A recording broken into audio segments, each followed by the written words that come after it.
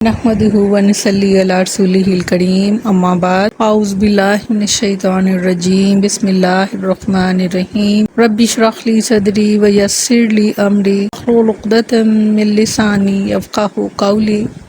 السلام علیکم ورحمۃ اللہ وبرکاتہ۔ کیسے ہیں آپ سب؟ انشاءاللہ خیر و عافیت سے ہوں گے۔ اللہ تعالیٰ آپ سب کو اپنے حفظ و امان میں رکھے، آمین ثم آمین۔ 7واں پارہ سورۃ مائدہ، آیت نمبر 96 اینڈ 98۔ لفظی ترجمہ: حلّا حلال کیا گیا ہے، لکم تمہارے لیے، صید شکار بحری دریا کا، مطعامہ اور اس کا کھانا، متاعًا فائدہ ہے، لکم تمہارے لیے، وللسیارۃ اور مسافروں کے لیے، وحرم اور حرام کیا گیا ہے، علیکم تم پر، صید شکار بری خشکی کا، ما دمتم جب تک کہ تم رہو، حرماً احرام میں، واتقوا اللہ اور ڈرو اللہ سے،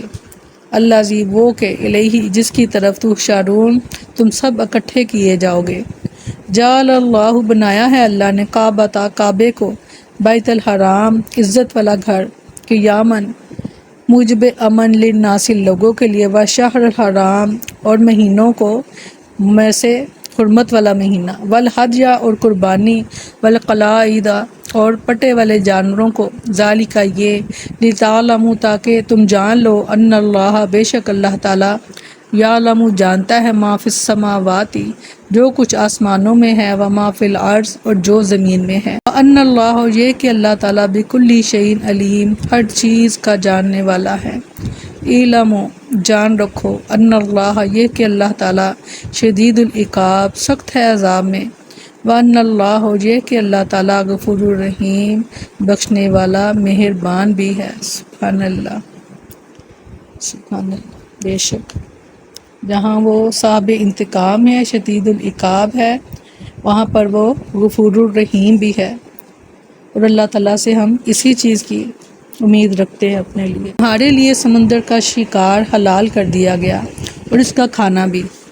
کہ اس حال میں کہ تمہارے لیے سامان زندگی ہے اور قافلے کے لیے، اور تم پر خشکی کا شکار حرام کر دیا گیا ہے، جب تک کہ تم احرام والے رہو، اور اللہ سے ڈرو جس کی طرف تم اکٹھے کیے جاؤ گے۔ احل لکم صید البحر وطعامہ متاعا لکم وللسیارۃ، حالت احرام میں شکار کی حرمت اور اس کا کفارہ بیان کرنے کے بعد، اس آیت میں اللہ تعالیٰ نے بطور احسان یہ بتایا ہے کہ محرم کے لیے سمندر کی زندہ مچھلیوں کا شکار اور ان مردہ مچھلیوں کا کھانا بھی حلال ہے، جو موجوں کی زد میں آ کر ساحل سمندر پر آ جاتی ہیں۔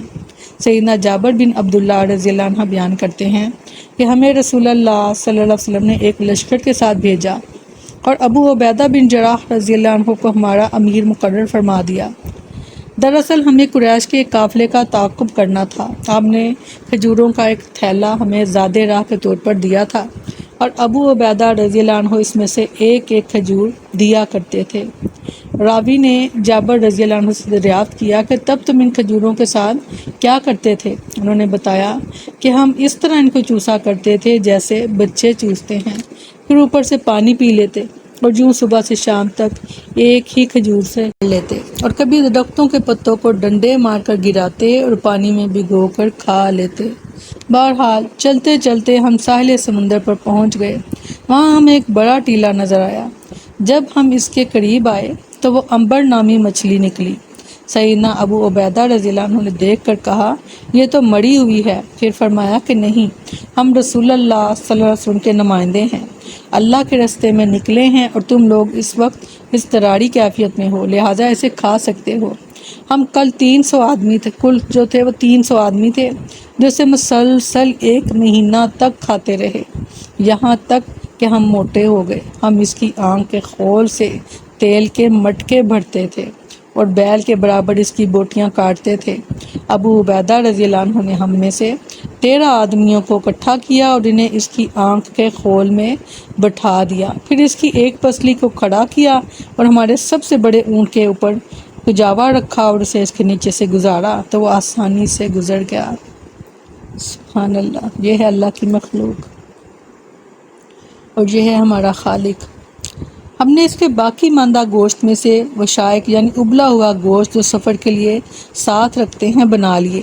پھر جب ہم واپس مدینہ پہنچے اور رسول اللہ صلی اللہ علیہ وسلم کی خدمت میں حاضر ہوئے تو یہ سارا واقعہ ہم نے آپ کو کہہ سنایا۔ آپ نے فرمایا دراصل اللہ تعالیٰ نے تمہارے لیے یہ رزق فراہم کیا تھا، اگر تمہارے پاس اس کے گوشت میں سے کچھ باقی ہے تو ہمیں بھی کھانے کے لیے دو۔ چنانچہ ہم نے کچھ گوشت آپ صلی اللہ علیہ وسلم کی طرف بھیجا تو آپ نے اسے تناول فرمایا۔ سبحان اللہ۔ ابو ہریرہ رضی اللہ عنہ بیان کرتے ہیں کہ ایک شخص نے رسول اللہ صلی اللہ علیہ وسلم سے سوال کرتے ہوئے عرض کی، اے اللہ کے رسول، ہم سمندر میں سفر کرتے ہیں اور اپنے ساتھ تھوڑا سا پانی لے جاتے ہیں، اب اگر اس سے وضو کر لیں تو پیاسے رہ جائیں، تو کیا ہم سمندر کے پانی کے ساتھ وضو کر سکتے ہیں؟ رسول اللہ صلی اللہ علیہ وسلم فرمایا اس کا پانی پاک ہے اور اس کا مردار حلال ہے۔ بہتا ہوا پانی حلال ہے اور اس کا مردار حلال ہے۔ حالانکہ مردار جو ہے وہ ہمارے لیے حرام ہے، مگر سمندر کا مردار یعنی مری ہوئی مچھلی وہ ہمارے لیے حلال ہے۔ وَحُرِّمَ عَلَيْكُمْ صَيْدُ الْبَرِّ مَا دُمْتُمْ حُرُمًا، حالت احرام میں خشکی کے جانوروں کا شکار حرام ہے، لیکن جب کوئی محرم قصد اور ارادے سے شکار کرے تو وہ گناہ گار ہوگا اور اسے تاوان ادا کرنا ہوگا، اگر غلطی سے شکار کرے تو بھی اسے تاوان ادا کرنا ہوگا۔ بہرحال شکار جس طرح بھی کیا ہو اس کا کھانا اس کے لیے حرام ہے، کیونکہ یہ مردار کی طرح ہے۔ اس شکار کا کھانا محرم اور غیر محرم سب کے لیے حرام ہے۔ اگر کسی غیر محرم نے شکار کیا ہو اور وہ محرم کو بطور ہدیہ دے تو اگر غیر محرم نے محرم کو ہدیہ دینے کی نیت ہی سے شکار کیا ہوگا تو پھر یہ محرم کے لیے جائز نہیں، جیسا کہ سیدنا صعب بن جسامہ رضی اللہ عنہ بیان کرتے ہیں کہ انہوں نے نبی اکرم صلی اللہ علیہ وسلم کی خدمت میں مقام ابوا یا بدان میں ایک نیل گائے پیش کی، آپ نے اس کے ہدیے کو لوٹا دیا اور جب اس کے چہرے کو پسماردہ ہوتے ہوئے ملاحظہ کیا تو فرمایا دراصل ہم نے اس کا ہدیہ اس لیے واپس کیا ہے کہ ہم محرم ہیں، کیونکہ وہ شکار اس لیے کیا گیا تھا کہ آپ صلی اللہ علیہ وسلم کو پیش کیا جائے۔ تو یہ ہمیں سنت بھی مل رہی ہے اور حدیث بھی مل رہی ہے کہ اگر اس نیت سے شکار کیا ہے کہ ہم محرم کو کھلائیں تو وہ بطور ہدیہ بھی قبول نہیں کیا جا سکتا۔ اس سے استدلال یہ کہ نبی کریم صلی اللہ علیہ وسلم یہ سمجھا کہ اس نے یہ شکار شاید میرے ہی لیے کیا ہے، اس لیے آپ نے اسے قبول نہ فرمایا، اور اگر اس نے شکار محرم کو ہدیہ دینے کی نیت سے نہ کیا ہو تو پھر اسے کھانا جائز ہے، جیسا کہ سیدنا ابو قتادہ رضی اللہ عنہ سے روایت ہے، وہ حلال تھے یعنی محرم نہیں تھے، انہوں نے ایک نیل گائے کو شکار کیا، ان کے دیگر ساتھی محرم تھے تو انہوں نے اس شکار کے کھانے میں توقف کیا اور اس کے بارے میں رسول اللہ صلی اللہ علیہ وسلم سے پوچھا تو آپ صلی اللہ علیہ وسلم نے فرمایا کیا تم میں سے کسی نے اس شکار کی طرف اشارہ کیا تھا یا اسے شکار کرنے میں کوئی مدد دی تھی؟ صحابہ نے جواب دیا نہیں۔ اس پر آپ صلی اللہ علیہ وسلم نے فرمایا تب تم اسے کھا سکتے ہو، اور خود رسول اللہ صلی اللہ علیہ وسلم نے بھی اسے تناول فرمایا۔ فرمایا اللہ نے کعبے کو جو حرمت والا گھر ہے لوگوں کے قیام کا باعث بنایا ہے، اور حرمت والے مہینے کو اور قربانی کے جانوروں کو اور پٹوں والے جانوروں کو یہ اس لیے کہ تم جان لو کہ بے شک اللہ جانتا ہے جو کچھ آسمانوں میں ہے اور جو کچھ زمین میں ہے، اور یہ کہ بے شک اللہ ہر چیز کو خوب جاننے والا ہے۔ بے شک آیت میں محرم کے لیے شکار کو حرام قرار دیا۔ اب اس آیت میں بتایا کہ جس طرح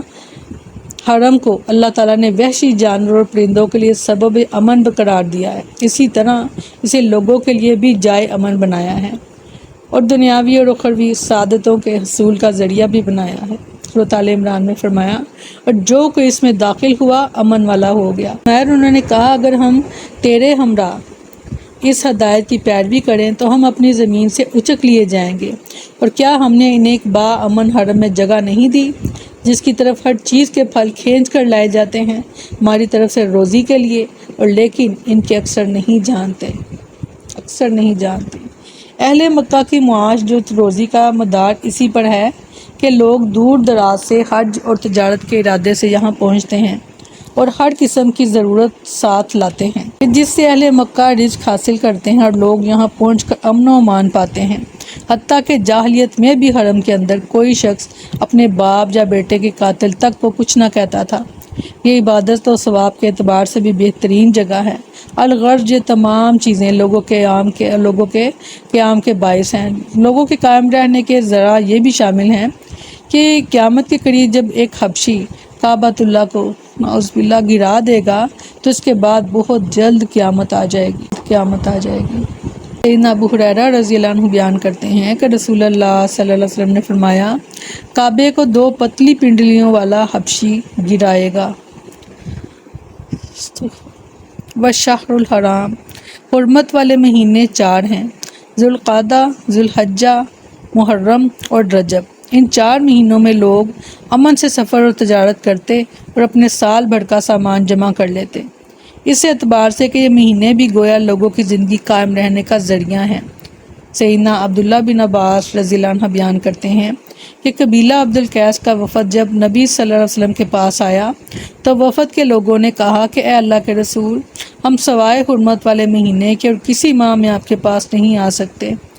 اس لیے کہ ہمارے اور آپ کے درمیان مضر قبیلے کے کفار حائل ہیں، یعنی وہ ہمارے دشمن ہیں، اور ان حرام مہینوں میں جنگ اور جدال سے لوگ رک جایا کرتے تھے۔ قاعدہ میں فرمایا کہ اے لوگوں جو ایمان لائے ہو، نہ اللہ کی نشانیوں کی بے حرمتی کرو اور نہ حرمت والے مہینے کی، اور نہ حرم کی قربانی کی، اور نہ ہی پٹوں والے جانوروں کی، اور نہ حرمت والے گھر کا قصد کرنے والوں کی کہ جو اپنے رب کا فضل اور خوشنودی تلاش کرتے ہیں۔ فرمایا جان لو کہ بے شک اللہ بہت سخت عذاب والا ہے، اور بے شک بہت بخشنے والا نہایت رحم والا ہے۔ اللہ تعالیٰ فرماتے ہیں کہ تم اس بات کو خوب جان لو کہ تمہارا رب جو آسمان اور زمین کی ہر چیز کو جانتا ہے، اور جس نے تمہارے ظاہری اور باطنی اعمال کی کوئی چیز بھی مخفی نہیں، وہ اپنی نافرمانی کرنے والوں کو سخت سزا دیتا ہے، اور اطاعت کرنے والوں اور اپنی طرف رجوع کرنے والوں کے گناہوں کو معاف فرما دیتا ہے۔ اللہ ہمارے بھی گناہوں کو معاف فرما اور ہم پر اپنی رحمت فرما، آمین۔ سیدنا ابو ہریرہ رضی اللہ عنہ بیان کرتے ہیں کہ رسول اللہ صلی اللہ علیہ وسلم نے فرمایا، اگر مومن کو اللہ تعالیٰ کی تیار کردہ سزا یعنی عذاب کا علم ہو جائے تو کوئی جنت کی طمع نہ کرے، اور اگر کافر کو اللہ تعالیٰ کی رحمت کی وسعت کا علم ہو جائے تو کوئی اس کی جنت سے نا امید نہ ہو۔ سیدنا ابو ہریرہ رضی اللہ عنہ بیان کرتے ہیں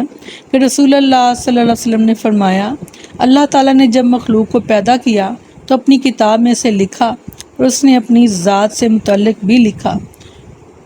اور وہ کتاب اس کے پاس عرش پر موجود ہے کہ میری رحمت میرے غضب پر غالب ہے۔ سبحان اللہ۔ اور اللہ تعالیٰ چاہتے ہیں کہ میری یہ صفت میرے بندوں کے اندر بھی موجود رہے،